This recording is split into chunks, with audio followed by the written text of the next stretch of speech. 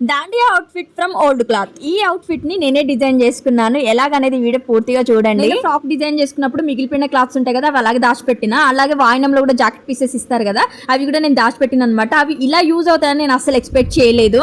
అట్లనే శారీస్ కి వచ్చిన బార్డర్స్ నేను పడేయకుండా శారీస్ నేమో ఫ్రాక్స్ కుట్టుకుంటుండే. ఈ బార్డర్స్ ని అట్లనే దాచిపెట్టిన. ఇందులో హైలైట్ ఏంటంటే మిర్రర్ వర్క్ వచ్చిన లేస్ అనమాట. ఇది నేను అసలు పడేయలేదు, ఎందుకు లేస్లన్నీ ఇప్పుడు యూజ్ అయినాయి అనిపించింది నాకు. అలాగే దాండియా అవుట్ఫిట్ కి ఈ కటింగ్ అయితే బాగుంటుంది అని చెప్పేసి అన్ని కూడా లేయర్ లేయర్ గా కటింగ్ చేసుకుని ఇలా అటాచ్ చేసుకున్నాను. అంత ఈజీ కాదండి, నాకు 3 days టైం పట్టింది. ఇలా అటాచ్ చేసుకున్న ప్లేస్లలో అయితే లేస్ అయితే అటాచ్ చేసిన. మిర్రర్ లేస్ నాకు ఒకటే శారీ దొరికింది, ఇంకొకటి ఉంటే బాగుంది అనిపించింది. మా అక్క వాళ్ళకి కాల్ చేసి అడిగాను అనమాట, ఇంకొక లేస్ ఉంటే పంపియండి అని చెప్పేసి. ఇమ్మీడియట్ గా నాకు ఇంకొక లేస్ వెతికి మరి పంపించినారు. ఇది వచ్చేసి హ్యాండ్స్ కి అనమాట. హ్యాండ్స్ కి ఈ లేస్ అటాచ్ చేసిన. బ్లౌజ్ ఓవరాల్ గా ఈ విధంగా స్టిచ్ చేసుకున్నాను అనమాట. అది కూడా పీసెస్ కి అటాచ్ చేసేసుకున్నా బ్లౌజ్ ని. దాండియా అవుట్ఫిట్ అంటే ఇలా కలర్ఫుల్ గా ఉండాలి. అందులో హైలైట్ వచ్చేసి మిర్రర్ ది. అసలు మిర్రర్ లేస్ నాకు దొరకడం నిజంగా నాకు చాలా హ్యాపీ. నిజం చెప్పాలంటే ఈ అవుట్ఫిట్ కి నేను ₹1 కూడా ఖర్చు పెట్టలేదు అనమాట.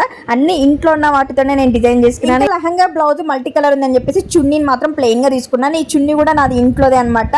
లాంగ్ ఫ్రాక్ ఉంటే అదే సెట్ చేసేసా. ప్లీజ్ నా కష్టాన్ని చూసి ఒక లైక్ చేసి షేర్ చేయండి. ఇప్పుడు ఓవరాల్ లుక్ చూడండి.